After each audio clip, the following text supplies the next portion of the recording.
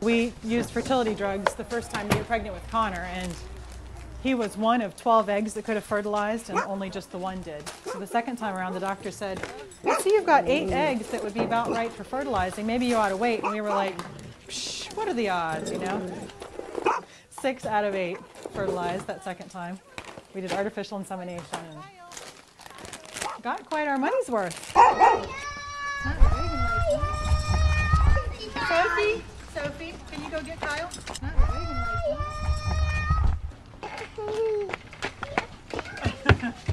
Good job, Sophie. Good job helping.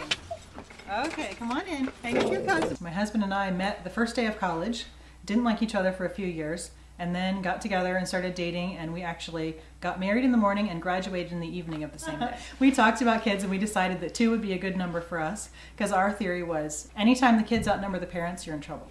And we have definitely learned this on a daily basis, but it's one of those things you just kind of learn to manage what you're given. And I really could not have picked a better person to go through this with. All right, who's first kid? Belly, what cartoon do you want? Dora. Dora.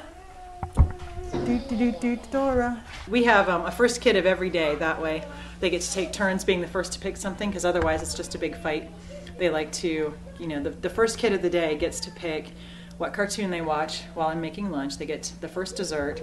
They get to stand at the front of the line to go out to the van. That's big to be the line leader. And just anything that there's a chance to be first at, the first kid gets to do it. Kyle was the third one. He was always very quiet and laid back. He was recently diagnosed with autism, so that's a whole new set of challenges with him, but he's a very sweet little boy and doesn't talk yet, but we have hopes that soon he will. Behave yourself now. It's been one long leap of faith from that first day when we decided that we were gonna go for all 6.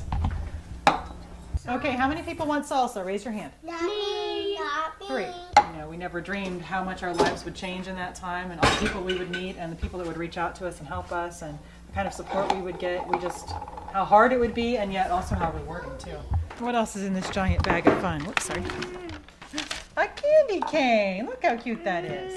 You just kind of have to try to have a sense of humor about every day, because every day there's something crazy or something annoying, and I can either spend the day being grumpy and cranky and yelling a lot, which there are days like that, or just try to find the humor in it, you know?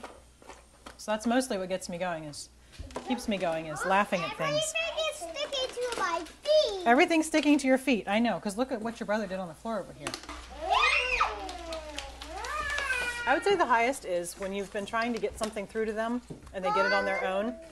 Like there's some kind of random act of kindness where you've been beating into their heads for weeks. Share, share, share, be nice to your brothers, and then they do something kind, completely unprompted, and you realize that all of what you've been doing finally made some sense to them and they just got it on their own. Let's wait and see what's in your bag in just a minute. You're being very patient. And every day is a new challenge, but every day there's a point where we say, I'm glad I did this. Sometimes it's when they're sleeping, but you know, every day there's that point where we say, thank goodness. Enjoy your quiet time. All right. Good night. Good night, honey. Bella, you're missing it down here. What can I get for you now? You've eaten or thrown everything.